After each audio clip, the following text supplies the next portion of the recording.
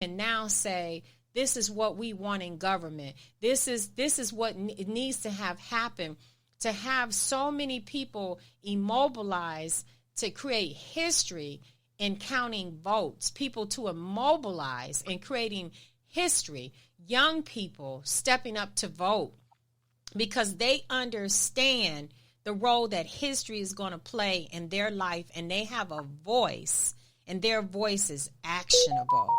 And that's kind of what I feel about you as well in the journey that you've been on, and not only your journey, but the journey that you're willing to take other women on to help them get to their space and their place and journey on their journey, but not just get somewhere, but to be able to enact a leadership role of responsibility of what they want in life. And I really salute you for that. And I'm just going to give you the floor, girl, because they need to hear from you some more. Come on. Well, one of the things I would say, we're talking about a very big macro level issue. We talk about the change that need to happen in government. But we can drill that down for ourselves individually. Yes, ma'am. And when we think about the changes that are available in our own lives, I always like to talk through a model, and I call it the 4F model. When we have difficult times in our lives, and I'll give you an example of how this happened for me, we have to, first of all, find the fear, right? What are we afraid of, and how do we move towards that? Because that's where the gold is. When we understand and unpack what we're fearful of, that's when we see our maximum growth. Right. We have to facilitate that change and not fight it. It's so easy to hang on to what we've always known, what we've always done, but that's not where the growth lies. So we have to find that fear, facilitate and not fight it. Then we have to focus on the big picture. So often we get caught up in the loss. We get very myopic about change, and we think only of what we're losing instead of the bigger picture of what we can gain. And then really fine-tuning the value and the authenticity that we bring to the table of what the possibilities are. And so let me talk a little bit about that. At a point in my career, I accepted a role that I absolutely hated. Okay. And the reason for that was I had spent 2 years working on a project. I had gone into that project with the understanding that after the 2 years, I would have to find a new job opportunity. So when a job came up, it wasn't exactly what I wanted, but like I always tell ladies, the babies had to eat, right? So I got to feed the babies. I was the breadwinner in my family. My husband and I have a great relationship, and he really focused on being at home, helping to raise our kids full time while I grew my career. And so it was my job to find the next opportunity. I took that role against my inner authentic voice. I was thinking small, thinking I have to take this job, totally forgetting the fact that I had capabilities to find other jobs that better suited my skill set. Totally threw that out the door. I was working from a place of fear. Okay. And I took that role, hated it, absolutely hated it. And we had an opportunity to, as often happens in corporate America, rethink our organization because we needed to cut some of the costs down. And so instead of saying, hey, you can eliminate my role and freeing myself to go on and find other opportunities, I made up all kinds of bogus reasons why my job needed success. Yes. And eventually, during the course of the conversation as a team, someone spoke up and raised the elephant in the room and said, hey, you know what? I think Tracey's role and function could be collapsed with another one. And there was my opportunity, Debra. I said, absolutely. That's it. And I could eliminate my job. You could combine my organization with another, and I would be freed up. And when I leaned into the fear of it and said, I'm afraid that I am not enough, that's what it really was. That I didn't have the skill set or the capabilities or enough to go find the next opportunity.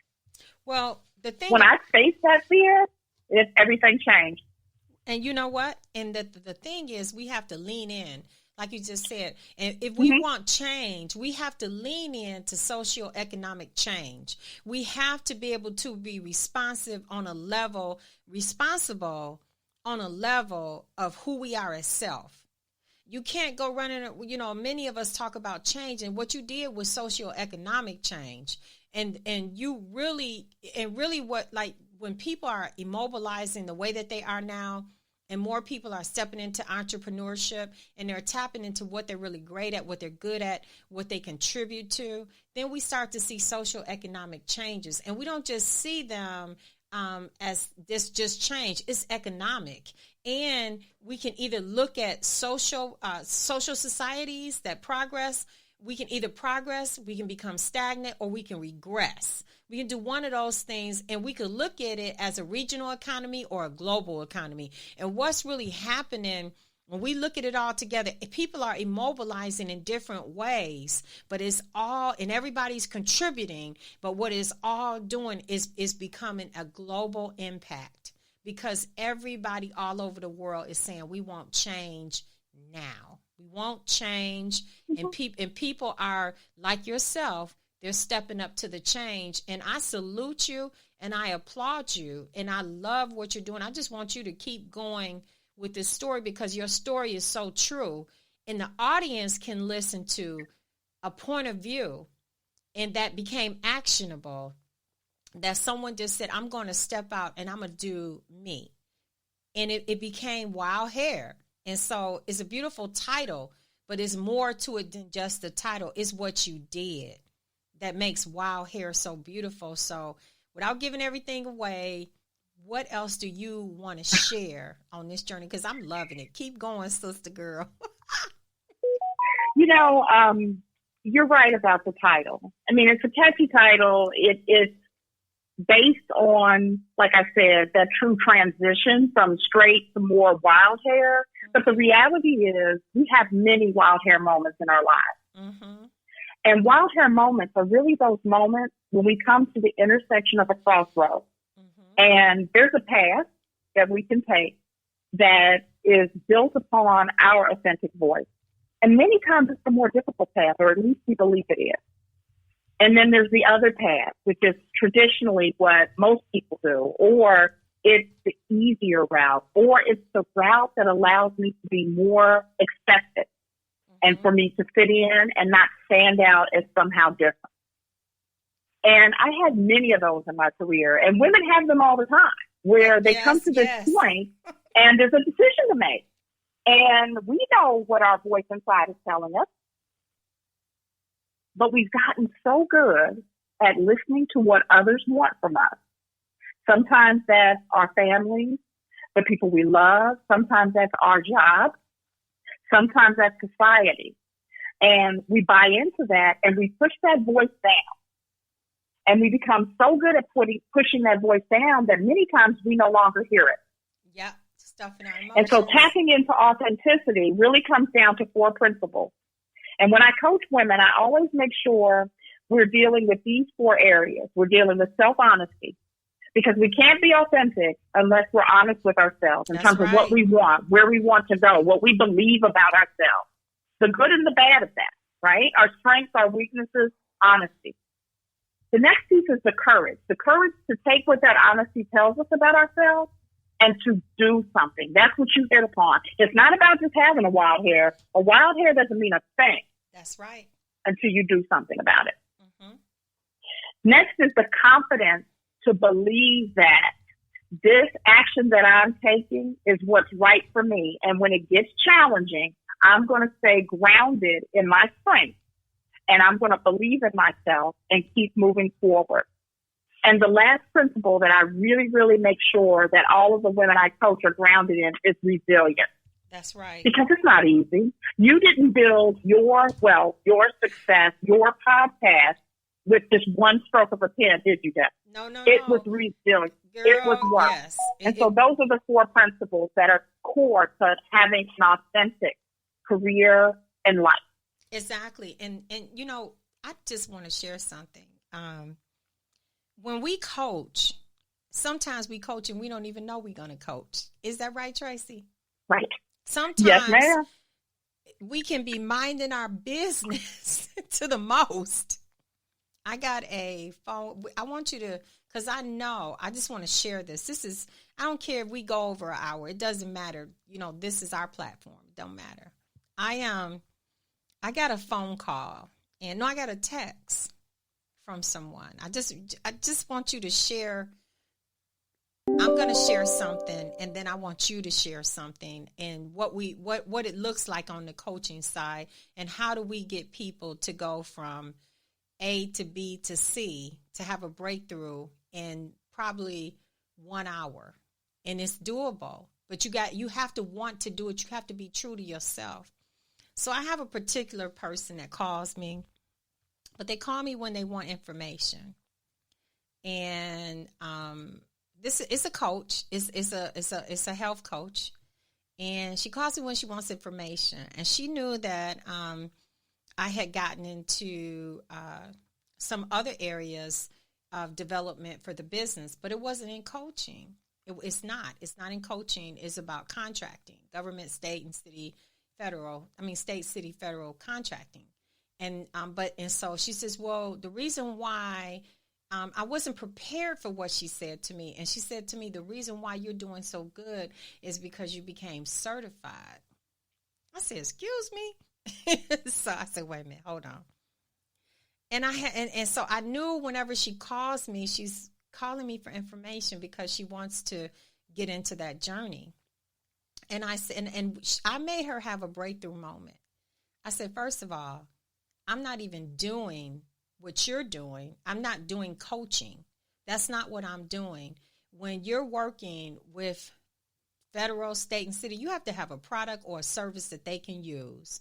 That's point blank. And coaching is not part of that. Period. I coach because I want to coach. Has nothing to do with that. I said, so secondly, let me explain something to you. Don't look at what I'm doing. You need to follow your journey. You need to find your journey.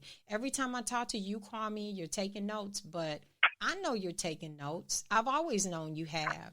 But I tell you what I want to share with you. That's what I do. You don't have to call me and pump me for information to get coaching, because I'm coaching you about yourself. You have to be true to who you are if you want people to be, if you want to be true and come off as a real coach. It can't be about what the next coach is doing. It has to be about what you're doing. You've got to be ready to stand up for what you believe in and be your best self and walk in your own truth and being able to relate to people, because they'll know that. Don't call me and talk to me like that. And don't say that, because that's not the way that it is.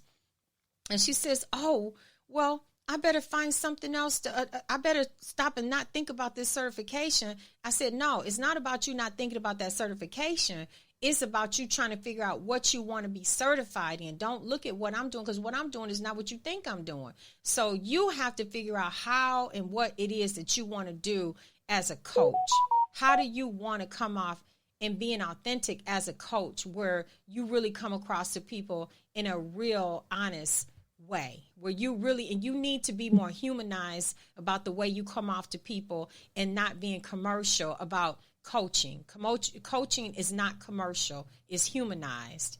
And when, this is what I was thinking, how many times have you had to deal with something like that? You're coaching out of and then you have to also catch yourself, because you know that you cannot step out of line, even though your feelings are hurt, but you still have to stay in the mode of being professional, especially when you're coaching a sister coach, a brother coach. You can't beat them up, but you have to get them to understand, don't hurt our profession by copying. Stay true to what you want to do, and don't look for information in a way that you feel that this person really doesn't understand or know what you're doing. I'm talking to you because I want to help you, and I'm not charging you for coaching. I'm trying to help you, but you're not getting away with it. I'm truly coming from the bottom of my heart, because when God blesses you with something, it's not just for you. How many times have you had to just do that on the spur to get someone to come to be authentic in what they're doing, so they could pass through to the next level and have to catch yourself all at the same time? That happened this morning. So, wow. I know. What I think you're giving your listeners a glimpse of is what I like to call truth telling. A lot of times we get these opportunities to mentor or coach that are spontaneous. They're in the moment, like what you had. Yes. And what I think really kind of transitions people from lift